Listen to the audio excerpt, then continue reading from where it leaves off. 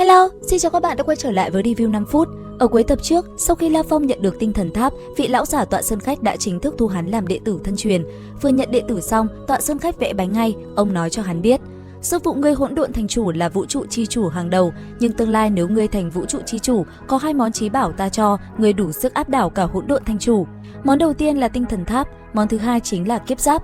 Chí bảo này đang được nhị sư huynh của La Phong cất giữ ở Diễm Thần tộc. Nói đến đây, lão giả ôn tồn giải thích. Nhị sư huynh, ngươi có Diễm Thần Kích chuyên cận chiến và nguyên hồn để tăng cường linh hồn. Khi xưa ta tạo ra Diễm Thần tộc nhưng cảm thấy không hài lòng, vì thế mới dẫn dắt và thai nghén ra địa cầu nhất mạch. Vũ khí bí mật của người trái đất chính là Cửu Kiếp Bí Điển. Bí điển này bá đạo ở chỗ, nó cho phép gen của người trái đất bình thường tiến hóa ngược quy luật, thậm chí vượt mặt cả huyết thống đỉnh cao như kim giác cự thú. Nói đến đây, Tọa Dương Khách nhấn mạnh, người trái đất có một thứ vô địch mà tộc khác không có, đó là ý chí và tâm cảnh cực mạnh. Đây mới là con át chủ bài. Vì thế, kế hoạch của lão là giao tinh thần tháp và kiếp giáp cho La Phong. Kiếp giáp dùng để bù đắp cho thân thể, vì tương lai linh hồn La Phong sẽ mạnh hơn thân thể, còn tinh thần tháp dùng để phát huy tối đa linh hồn và ý chí siêu cường của hắn. Nói rồi, Tọa Dương Khách dắt La Phong và Phổ Đề vào mọi không gian bí mật bên trong tinh thần tháp. Ở đây có cả trăm vạn thủy châu lơ lửng. Lão giả tiết lộ, đây chính là tương lai của địa cầu nhất mạch các ngươi. Chứng kiến một màn này, La Phong mới hiểu ra chí bảo nguyên hồn của nhị sư huynh có thể đẩy ra đám binh hồn, tướng hồn này. Và điểm mấu chốt là chỉ có linh hồn người trái đất mới có thể sử dụng chúng. Có thể nói, đây là món quà Tọa Sơn Khách chuẩn bị để địa cầu xây dựng một quân đoàn tinh thần niệm sư đáng sợ.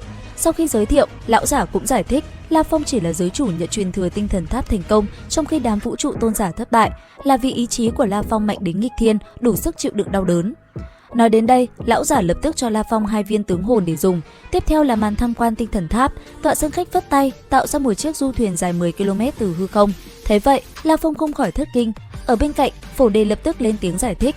Sư phụ là một trong những vũ trụ tối cường giả, cảnh giới ngôn xuất phát tùy. Trong phạm vi của ông ấy, nói lửa có thể làm đối phương rét cóng thì chính là như vậy. La Phong nghe xong mà ngơ ngác toàn tập. Sau khi tham quan tháp cao 9 năm ánh sáng, Tọa Sơn Khách đưa ra lời cảnh báo quan trọng nhất. Ông nói tinh thần tháp quá mạnh, La Phong chưa thể khu động nổi. Hít vào một hơi thật sâu, ông nhấn mạnh, kiếp giáp cần sức mạnh 1 ức lần giới chủ lực mới dùng được. Tinh thần tháp còn khó hơn gấp trăm lần. Một khi ngươi khu động được nó, đập một phát là có thể khiến vũ trụ tôn giả hẹo ngay tại chỗ.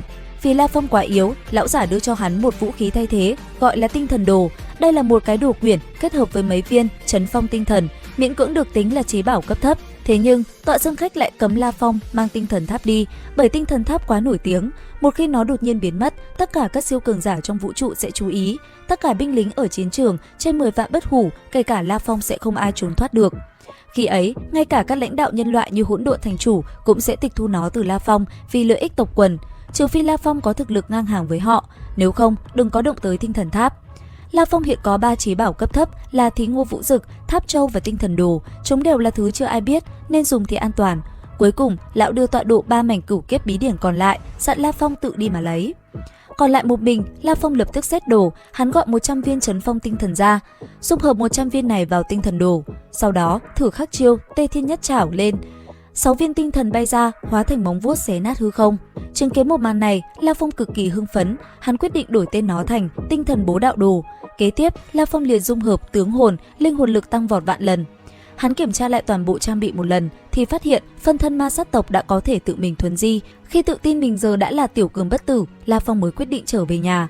Vừa đăng nhập vũ trụ giả định, tin nhắn nổ tung. Sư phụ, bạn bè gọi không sao, nhưng Từ Hân đã gửi cho hắn tổng cộng 38.192 tin nhắn.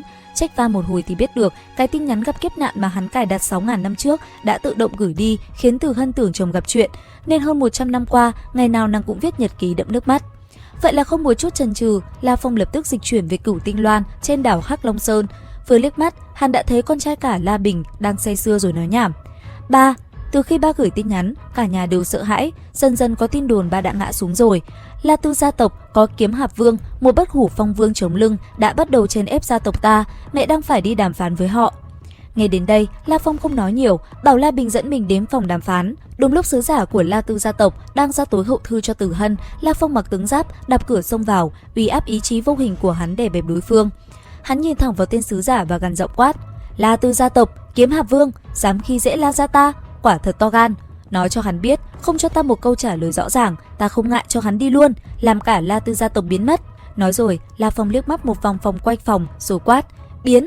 đám sứ giả sợ vỡ mật, cung kính hành lễ rồi chật vật lủi mất. Trong sảnh hội nghị, mọi người rút lui, chỉ còn lại La Phong và Từ Hân.